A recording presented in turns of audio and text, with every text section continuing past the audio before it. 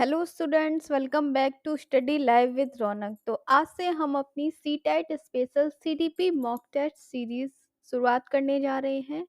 Daily आपको 40 प्रश्नों का CDP special mock test provide कराया जाएगा, जिसमें 40 महत्वपूर्ण प्रश्नों को लिया है, जो आपको आने वाला जो सी टेट का एग्ज़ाम है और अन्य एग्ज़ाम है, उन सभी जिसमें पेडागोजी पूछी जाती है, महत्वपूर्ण साबित होगा। तो वीडियो को पूरा देखिएगा, स्किप बिल्कुल मत कीजिएगा। चैनल पे नए हैं तो प्लीज़ चैनल को सब्सक्राइब कर लीजिए, बेल आइकन को दबा दीजिए, जिससे आपको वीडियो जो है वो टाइम से मिल जाए। तो चलिए ज़्यादा वक्त ना लेते हुए आज के मॉक टेस्ट की शुरुआत करेंगे। पहला प्रश्न है आपका, निम्नलिखित में किस मनोवैज्ञानिक ने प्रस्तावित किया है कि बच्चों का चिंतन गुणात्मक रूप से वयस्कों की अपेक्षा अलग होता है? Howard Gardner, Lawrence Kohlberg, Jean पियाजे या लेव वाइगोत्स्की? तो यहाँ पर जो राइट आंसर बन रहा है वो हो जाएगा ऑप्शन नंबर सी, जीन पियाजे। ठीक है, जीन पियाजे ने कहा है कि बच्चों का चिंतन गुणात्मक रूप से वयस्कों की अपेक्षा अलग होता है। ठीक है, बड़ों की अपेक्षा बच्चों का जो चिंतन होता है वो अलग होता है। नेक्स्ट क्वेश्चन पे चलेंगे। नेक्स्ट क्वेश्चन है आपका, जीन पियाजे के अनुसार बच्चे अमूर्त संक्रियात्मक अवस्था में क्या करते हैं? संरक्षण, वर्गीकरण, श्रेणीबद्धता करने में सक्षम नहीं है। ऑप्शन नंबर बी है प्रतीकात्मक और सांकेतिक खेलों में भाग लेना प्रारंभ करते हैं। परिकल्पनित निगमनात्मक तर्क और प्रतिज्ञप्ति चिंतन करने में समर्थ हैं। केंद्रीकरण और अनुत्क्रमणीय सोच से आबद्ध हैं। तो आपका जो राइट आंसर हो जाएगा ऑप्शन नंबर सी, जो आपको नजर आ रहा है, ये आपका पॉजिटिव पॉइंट है कि परिकल्पित निगमनात्मक तर्क और प्रतिज्ञप्ति चिंतन करने में समर्थ होते हैं। बच्चे जब अमूर्त संक्रियात्मक अवस्था में आ जाते हैं तो वो परिकल्पित और निगमनात्मक तर्क और प्रतिज्ञप्ति चिंतन करने में समर्थ होते हैं। ऑप्शन नंबर सी आपका राइट है। नेक्स्ट क्वेश्चन पे चलते हैं। नेक्स्ट क्वेश्चन है, बाल्यावस्था की अवधि में विकास केवल परिमाणात्मक परिवर्तन होते हैं, अनियमित और असंबद्ध होता है, धीमी गति से होता है, उसे मापा नहीं जा सकता, बहुस्तरीय और मिश्रित होता है? तो इसका जो राइट आंसर हो जाएगा, बाल्यावस्था की अवधि में विकास जो है ऑप्शन नंबर डी बिल्कुल राइट है। बहुस्तरीय और मिश्रित होता है। कैसा होता है? बहुस्तर का होता है और मिश्रित होता है, मिला जुला होता है बाल्यावस्था की अवधि में विकास। नेक्स्ट क्वेश्चन है आपका, लेव वाइगोत्स्की के अनुसार बच्चों का संज्ञानात्मक विकास चरणों में होता है। स्कीमा के परिपक्वन से बच्चों में संज्ञानात्मक विकास अग्रसर होता है। बच्चों के संज्ञानात्मक विकास में भाषा की एक महत्वपूर्ण भूमिका है। बच्चे भाषा अधिग्रहण यंत्र द्वारा भाषा सीखते हैं। यहाँ जो राइट आंसर बन रहा है वो हो जाएगा ऑप्शन नंबर सी, बच्चों के संज्ञानात्मक विकास में भाषा की जो है वो बहुत ही महत्वपूर्ण भूमिका होती है, ऐसा लेव वाइगोत्स्की कहते हैं। ठीक है, ऑप्शन नंबर सी आपका राइट है। नेक्स्ट क्वेश्चन है, बाल केंद्रित कक्षा वह है जिसमें बच्चों के व्यवहार को निर्देशन करने के लिए अध्यापक पुरस्कार और दंड प्रयोग करता है। अध्यापक लचीला है, वो प्रत्येक बच्चे की व्यक्तिगत आवश्यकताओं को पूरा करता है। अध्यापक केवल पाठक पुस्तक को ज्ञान का स्रोत बनाकर उपयोग करता है। अध्यापक बच्चों को उनकी क्षमता के आधार पर वर्गीकृत करता है। तो बच्चों को वर्गीकृत करना तो गलत हो जाएगा, बच्चों को कभी भी बांटना नहीं चाहिए। ठीक है, तो ये आपका निगेटिव पॉइंट है। और अध्यापक केवल पाठ्यपुस्तक को ज्ञान का स्रोत बनाता है, ये भी आपका गलत है। ठीक है, सिर्फ आप बुक से आप सिर्फ किताबी ज्ञान नहीं दे सकते ना, बच्चों को थोड़ा व्यवहारिक ज्ञान की आवश्यकता होती है, तो ये आपका भी निगेटिव पॉइंट है। और बच्चों के व्यवहार को निरीक्षित करने के लिए अध्यापक पुरस्कार और दंड का प्रयोग करता है, ये भी आपका गलत हो जाएगा। जो राइट आंसर है वो हो जाएगा ऑप्शन नंबर बी, बाल केंद्रित कक्षा वह है जिसमें बच्चों के ध्यान रखा जाए। ठीक है, जिसमें जो सेंटर है वो बच्चे को केंद्र में रख के उसकी आवश्यकताओं को पूरा की जाए। ठीक है, तो ऑप्शन नंबर बी आपका यहाँ पर राइट है। अगला क्वेश्चन है, भाषा में अर्थ की सबसे छोटी इकाई है? संगीत, प्रयोग विज्ञान, प्रैग्मेटिक्स जिसे कहते हैं, वाक्य, रूपिम या स्वनिम? तो आपका जो राइट आंसर हो जाएगा वो हो जाएगा ऑप्शन नंबर सी, रूपिम। रूपिम जो है वो भाषा में अर्थ की सबसे छोटी इकाई है। ऑप्शन नंबर सी आपका यहाँ पर राइट है। अगला क्वेश्चन है आपका, सफल समावेशन को निम्नलिखित की आवश्यकता होती है सिवाय। ठीक है, क्वेश्चन को ध्यान से पढ़िएगा, यहाँ पूछ रहा है सफल समावेशन को निम्नलिखित की आवश्यकता होती है सिवाय, मतलब इस चीज को छोड़कर और 3 चीजों को सफल समावेशन के लिए आवश्यकता होती है। अभिभावक की भागीदारी, क्षमता संवर्धन, संवेदनशील बनाना या पृथक्करण। तो ऑप्शन नंबर डी यहाँ पर राइट है। पृथक्करण के अलावा ये जो अन्य 3 चीजें हैं, इनको सफल समावेशन में आवश्यकता पड़ती है, बट पृथक्करण का काम नहीं होता है सफल समावेशन में। ठीक है, पृथक्करण का अर्थ क्या होता है? अलग अलग करना। जब हम समावेश कर रहे हैं तो हमें अलग अलग करने की क्या आवश्यकता है? ठीक है, तो ये आपका राइट है। अगला क्वेश्चन पे चलेंगे। नेक्स्ट क्वेश्चन है, अधिगम अक्षमता से संबंधित है क्वेश्चन। एक बच्चा है जो ग्रस्त है, यह 100 को वास पढ़ता है, न्यूक्लियर को अनक्लियर में अंतर नहीं कर सकता है, ये किससे ग्रसित है? ऐसा सवाल आपसे पूछ रहा है। डिसलेक्सिया, डिस्मोर्फिया, डिसलेक्सिया या शब्द जबलिंग विकार। तो आपका राइट आंसर हो जाएगा ऑप्शन नंबर सी, बच्चे को डिसलेक्सिया अधिगम है। ठीक है, बच्चे को अधिगम अक्षमता डिसलेक्सिया है, वो शॉ और वाज में अंतर नहीं कर पा रहा है, न्यूक्लियर को अनक्लियर पढ़ रहा है। ठीक है, बच्चा किससे ग्रसित है? डिसलेक्सिया से ग्रसित है। अगला क्वेश्चन है आपका, अपनी कक्षा की व्यक्तित्व भिन्नताओं से निपटने के लिए शिक्षक को चाहिए शिक्षण और आकलन के समान और मानक तरीके हों, बच्चों को उनके अंकों के आधार पर अलग अलग करके उनको नामित करें, बच्चों से बातचीत करें, उनके दृष्टिकोण को महत्व दें, विद्यार्थियों के लिए कठोर नियमों को लागू करें। तो आपका यहाँ पर जो ये दिख रहा है आपको कि बच्चों को उनके अंकों के आधार पर अलग अलग कर दें, ये गलत है। ऐसा कभी कभी नहीं करना चाहिए।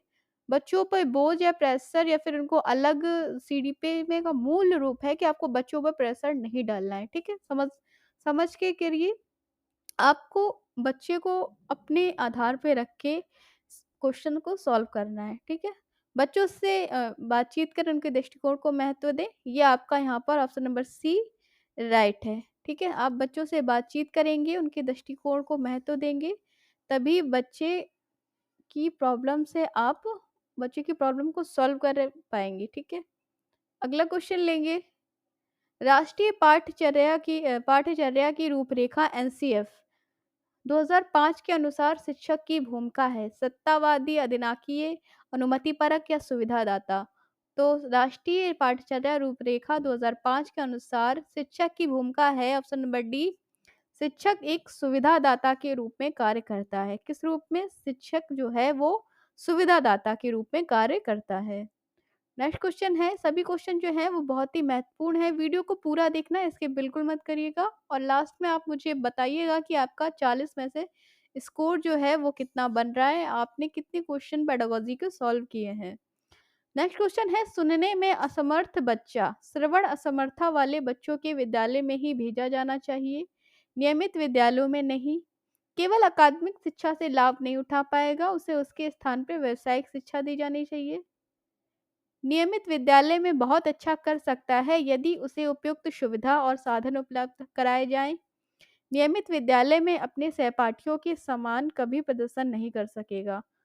तो यहाँ जो आपका ये तो बिल्कुल ही गलत है, रॉन्ग है। बच्चे को कभी भी उस लेवल पर मत ले जाइए। ठीक है, उसे नीचा दिखाने की आवश्यकता नहीं है। ये लाभ नहीं उठा पाएगा, आप ऐसा कैसे कह सकते हैं? ये भी गलत है। और एक अलग बच्चे में विद्यालय में भेजिए, ये भी नहीं है। इसका जो राइट आंसर है वो है ऑप्शन नंबर सी, नियमित विद्यालय में बहुत अच्छा कर सकता है यदि उससे उपयुक्त साधन और सुविधा जो है उपलब्ध करा जाएंगे उसके अनुसार। ठीक है, तो सुनने में असमर्थ बच्चा भी नियमित विद्यालय में बहुत अच्छा कर सकता है। नेक्स्ट क्वेश्चन लेंगे। अगला क्वेश्चन है, एक शिक्षिका अपनी प्राथमिक कक्षा में प्रभावी अधिगम को बढ़ा सकती है। अधिगम में छोटी छोटी उपलब्धियों के लिए पुरस्कार देकर, ड्रिल और अभ्यास द्वारा, हिल नहीं है यहाँ पे, ड्रिल है। ठीक है, ड्रिल और अभ्यास के द्वारा, अपने विद्यार्थियों में प्रतियोगिता को प्रोत्साहन देकर, विषय वस्तु को विद्यार्थियों के जीवन के साथ संबंधित कर कर। ऑप्शन नंबर 12 है, तो इसका राइट आंसर हो जाएगा विषय वस्तु को विद्यार्थी के जीवन में संबंधित कर कर। ठीक है, ऑप्शन नंबर डी आपका यहाँ पर राइट हो जाएगा। एक शिक्षिका अपनी प्राथमिक कक्षा में प्रभावी अधिगम को बढ़ा सकती है जो विषय वस्तु है उसे विद्यार्थियों के जीवन में संबंधित कर कर। ऑप्शन नंबर डी आपका राइट है। बच्चों को उनके जीवन में जो घटित हो रही है उस घटना से जोड़ के अगर आप कोई बच्चों को बात बताएँगे तो वो बच्चों के दिमाग पे ज़्यादा इफ़ेक्ट डालेगी और वो जल्दी सीखेंगे। नेक्स्ट क्वेश्चन है आपका, भाषा विकास के लिए सबसे संवेदनशील समय निम्नलिखित में कौन-सा होता है? जन्म पूर्व समय, मध्य बचपन का समय, वयस्कावस्था, ठीक है? वयस्कावस्था है ये। वयस्कावस्था, प्रारंभिक बचपन का समय। तो यहाँ जो राइट आंसर हो जाएगा वो हो जाएगा ऑप्शन नंबर डी, प्रारंभिक बचपन का समय। भाषा विकास के लिए जो सबसे संवेदनशील समय होता है वो होता है प्रारंभिक बचपन। बच्चों को जब प्रारंभिक बचपन से भाषा का अगर सही ज्ञान मिल जाए तो वो भाषा को जल्दी ग्रहण कर सकते हैं और सीख सकते हैं। अगला क्वेश्चन है आपका, लेव वाइगोत्स्की के अनुसार संज्ञानात्मक विकास का मूल कारण है संतुलन, सामाजिक अनुक्रिया, मानसिक प्रारूप का समायोजन या उद्दीपक अनुक्रिया युग्मन। तो आपका राइट आंसर हो जाएगा यहाँ पर ऑप्शन नंबर है, लेव वाइगोत्स्की के अनुसार संज्ञानात्मक विकास का मूल कारण होता है सामाजिक अन्योक्रिया। ठीक है, ऑप्शन नंबर बी आपका राइट है, सामाजिक अन्योक्रिया। अगला क्वेश्चन है आपका क्वेश्चन नंबर 15, जीन पियाजे के अनुसार अधिगम के लिए निम्नलिखित में से क्या आवश्यक है? शिक्षार्थियों के द्वारा पर्यावरण की सक्रिय खोजबीन, वयस्कों के व्यवहार का अवलोकन, ईश्वरीय न्याय पे विश्वास, शिक्षकों और माता पिता द्वारा पुनर्बलन। तो आपका राइट आंसर है हो जाएगा यहाँ पर शिक्षकों द्वारा पर्यावरण की सक्रिय खोजबीन। जीन पियाजे के अनुसार ऑप्शन नंबर ए आपका राइट हो जाएगा। ठीक है, शिक्षकों के द्वारा पर्यावरण की सक्रिय खोजबीन अधिगम के लिए सर्वाधिक आवश्यक है। आगे बढ़ेंगे, अगला क्वेश्चन लेंगे और नेक्स्ट क्वेश्चन है आपका क्वेश्चन नंबर 16 हो जाएगा। जीन पियाजे के अनुसार प्रारूप स्कीमा निर्माण वर्तमान योजनाओं के अनुरूप हेतु नवीन जानकारी में संशोधन और नवीन जानकारी के आधार पर पुरानी योजनाओं में संशोधन परिणाम के रूप में घटित होता है। इन दो प्रक्रियाओं को किस नाम से जाना जाता है, ये आपसे पूछा जा रहा है। समायोजन और अनुकूलन, समावेशन और अनुकूलन, समीकरण और संशोधन, समावेशन और समायोजन। तो आपका राइट आंसर है यहाँ पर ऑप्शन नंबर डी, समावेशन और समायोजन। ये होता है नई जानकारी के आधार पर पुरानी जानकारी में संशोधन और पुरानी जानकारी के आधार पर नई जानकारी में संशोधन, इसे कहते हैं समावेशन और समायोजन। ठीक है, अगला क्वेश्चन है आपका, राष्ट्रीय पाठ्यक्रम रूपरेखा 2005 के अनुसार बच्चे शिक्षक द्वारा दी गई सामग्री में निष्क्रिय प्राप्त करता है, बच्चों में अधिगम को विनियमित करने की क्षमता नहीं होती है, बच्चा रटने के माध्यम से सर्वश्रेष्ठ सीखते हैं, बच्चे ज्ञान के निर्माण में सक्रिय भूमिका निभाते हैं। आपका राइट आंसर है ऑप्शन नंबर डी, बच्चे ज्ञान के निर्माण में सक्रिय भूमिका निभाते हैं। ये आपका पॉजिटिव पॉइंट है। बच्चे कभी रटकर नहीं सीखते हैं, बच्चे सीखते हैं करके। ठीक है, अगला क्वेश्चन है आपका क्वेश्चन नंबर 18 है, निम्नलिखित में कौन सा उम्र समूह जीन पियाजे के संज्ञानात्मक विकास के सिद्धांत के मूर्त संक्रियात्मक अवस्था चरण के समानुरूप है? जन्म से 2 साल, 2 से 7 साल, 7 से 11 साल या 11 साल के ऊपर। तो मूर्त संक्रियात्मक अवस्था की बात हो रही है, तो ये है आपका राइट आंसर हो जाएगा यहाँ पर ऑप्शन नंबर सी, 7 से 11 साल आपका मूर्त संक्रियात्मक अवस्था में होती है। ठीक है, जीन पियाजे के जो संज्ञात्मक विकास के चरण है उसमें 7 से 11 साल का बच्चा जो है वो मूर्त संक्रियात्मक अवस्था में होता है। ऑप्शन नंबर सी आपका राइट हो जाएगा। नेक्स्ट क्वेश्चन है, बाल विकास में अध्ययन किया जाता है गर्भावस्था से किशोरावस्था, गर्भावस्था से बाल्यावस्था, गर्भावस्था से जीवन पर्यंत या इनमें से कोई नहीं। तो बाल विकास में अध्ययन हो जाएगा आपका ऑप्शन नंबर सी, गर्भावस्था से लेकर जीवन पर्यंत तक बाल्य विकास में अध्ययन किया जाता है। ठीक है, बाल विकास में आपका गर्भावस्था से लेकर जीवन पर्यंत तक अध्ययन चलता रहता है। नेक्स्ट क्वेश्चन है, शारीरिक वृद्धि और विकास को कहते हैं तत्परता, अभिवृद्धि, गतिशीलता, अनुवांशिकता। तो शारीरिक वृद्धि और विकास आपका ऑप्शन नंबर बी राइट हो जाएगा, अभिवृद्धि कहलाता है। क्या कहलाता है? अभिवृद्धि। शारीरिक वृद्धि और विकास ऑप्शन नंबर बी हो जाएगा, अभिवृद्धि कहलाता है। अगला क्वेश्चन है आपका, सृजनात्मकता की पहचान का मुख्य लक्षण क्या है? कम परिज्ञानता, बोधगम्यता, अपसारी चिंतन, अधिसक्रियता या असतर्कता असतर्कता। तो आपका राइट आंसर हो जाएगा ऑप्शन नंबर बी, अपसारी चिंतन। ठीक है। सृजनात्मकता यानी क्रिएटिविटी की पहचान का प्रमुख लक्षण है अपसारी चिंतन। बच्चा जो है वो कई प्रकार से सोच रखता है, उसकी जो थिंकिंग है वो डाइवर्ट होती रहती है यहाँ से वहाँ। ठीक है। तो ये आपका क्रिएटिव बच्चा होगा, तो ये उसकी प्रमुख लक्षण है। अगला क्वेश्चन है क्वेश्चन नंबर 22। प्रथम बुद्धि परीक्षण निम्नलिखित में किसने विकसित किया है? डेविड वेक्सलर, अल्फ्रेड बिने, चार्ल्स एडवर्ड स्पीयरमैन या रॉबर्ट स्टर्नबर्ग। तो ऑप्शन नंबर बी आपका राइट हो जाएगा, अल्फ्रेड बिने। प्रथम बुद्धि परीक्षण जो है वो अल्फ्रेड बिने द्वारा विकसित किया गया। किसके द्वारा? अल्फ्रेड बिने के द्वारा प्रथम बुद्धि परीक्षण विकसित किया। ऑप्शन नंबर बी आपका राइट है। अगला क्वेश्चन है, बच्चों के समाजीकरण के संदर्भ में निम्न में कौन सा कथन सही है? विद्यालय समाजीकरण का एक प्राथमिक कारण है और समकक्षी समाजीकरण के द्वितीयक कारण है। ठीक है। समकक्षी समाजीकरण के प्राथमिक कारण है और परिवार समाजीकरण का द्वितीयक कारण है।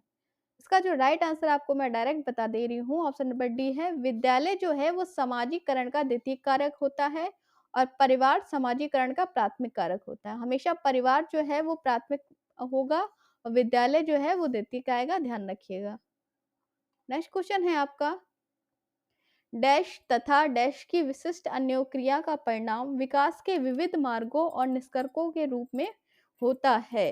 ऑप्शन नंबर सी यहाँ आपका राइट हो जाएगा, वंशानुक्रम तथा पर्यावरण की विशिष्ट अन्योक्रिया का परिणाम विकास के विविध मार्गों और निष्कर्षों के रूप में हो सकता है। ऑप्शन नंबर सी आपका यहाँ पर राइट हो जाएगा। ठीक है। अगला क्वेश्चन लेंगे क्वेश्चन नंबर 25।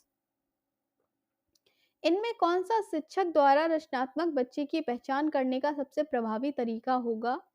यह देखना कि बच्चा टीम के कार्यों में साथियों के साथ कैसे अंतःक्रिया करता है, मानकीकृत बुद्धिमत्ता परीक्षणों को प्रभाव में लाना, वस्तुनिष्ठ परीक्षा देना, या जब बच्चा समस्याओं को हल करता है तो उसका विस्तृत अवलोकन करना। ठीक है। ये क्वेश्चन आपसे पूछा जा रहा है, तो इसका राइट आंसर हो जाएगा ऑप्शन नंबर डी। ठीक है। ऑप्शन नंबर डी है, जब बच्चा समस्याओं को हल करता है तो उसका विस्तृत अवलोकन करना। ठीक है। ये हो जाएगा शिक्षक द्वारा रचनात्मक बच्चों का पहचान करने का सबसे प्रभावी तरीका, कि जब बच्चा समस्याओं को हल करता है तो शिक्षक बच्चों का विस्तृत अवलोकन करें।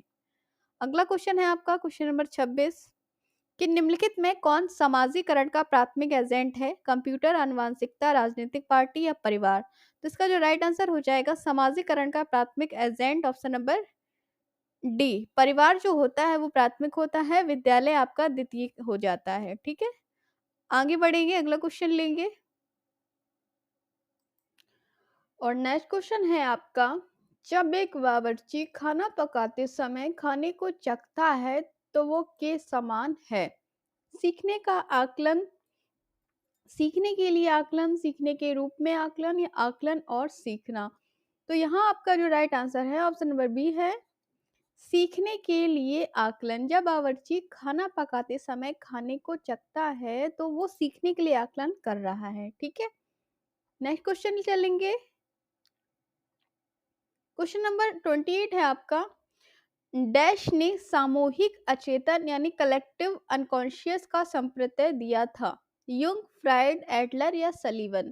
तो आपका राइट आंसर है ऑप्शन नंबर ए, सामूहिक अचेतन कलेक्टिव अनकॉन्शियस का संप्रत्यय युंग के द्वारा दिया गया है। किसके द्वारा? युंग के द्वारा दिया गया है। अगला क्वेश्चन लेंगे, बच्चे की बुद्धि लब्धि 90 से 110 के मध्य है, वह है सामान्य बुद्धि, प्रखर बुद्धि, उत्कृष्ट बुद्धि या प्रतिभाशाली। तो आपका राइट आंसर हो जाएगा ऑप्शन नंबर ए, 90 से 110 के मध्य की बुद्धि जिस बच्चे की है वह सामान्य बुद्धि वाला बच्चा है। ऑप्शन नंबर ए आपका राइट है। क्वेश्चन नंबर 30 पे चलेंगे, अधिगम का क्रिया प्रसूत अनुबंधन सिद्धांत किसके द्वारा दिया गया था? Skinner, Pavlov, Thorndike, Holman. तो आपका राइट आंसर हो जाएगा यहाँ पर option number A, Skinner.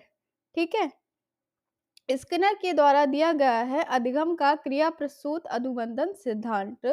Option number A आपका यहाँ पर राइट हो रहा है, स्किनर द्वारा दिया गया है। मैंने सिद्धांत के ऊपर एक पूरी वीडियो डाली है, उसमें सभी प्रमुख सिद्धांत दिए हैं, आप वीडियो देख सकते हैं, ठीक है। नेक्स्ट है गेस्टवाल्डवाद के मूल प्रतिपादक हैं जेबी वाटसन, वर्दीमर, मैस्लो या मन। तो गेस्टवाल्डवाद के मूल प्रतिपादक ऑप्शन नंबर बी आपका राइट हो जाएगा, वर्दीमर है, ठीक है। कौन है? वर्दीमर जो है वो गेस्टाल्टवाद के मूल प्रतिपादक माने जाते हैं। अगला क्वेश्चन है क्वेश्चन नंबर 32, निम्नलिखित में किसने सबसे पहले प्रश्नावली का निर्माण किया? प्लेटो ने, लोविट ने, वुडवर्थ ने या ब्रूनर ने।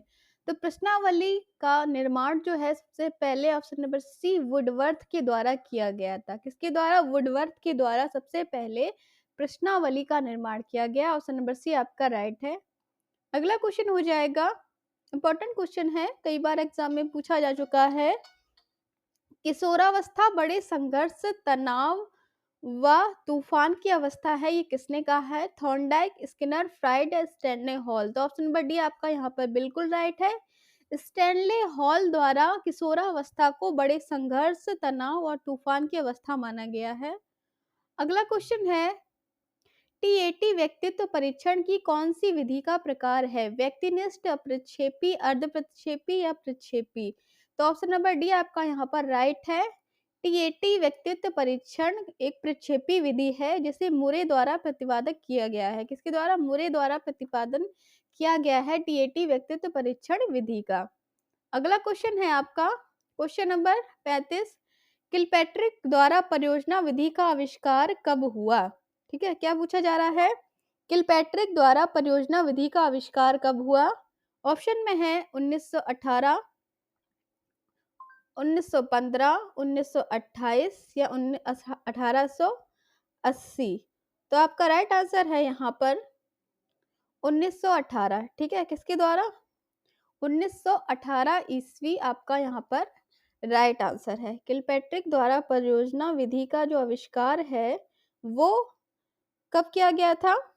1918 ईस्वी में, यानी 20वीं शताब्दी के आरंभ में कर दिया गया था। अगला क्वेश्चन है, विकास की ओर बढ़ता है, जटिल, कठिन, विशिष्ट, सामान्य, साधारण, आसान या सामान्य से विशिष्ट। तो आपका राइट आंसर हो जाएगा ऑप्शन नंबर डी, विकास जो है वो सामान्य से विशिष्ट की ओर बढ़ता है। कहाँ से सामान्य से विशिष्ट की ओर बढ़ता है विकास।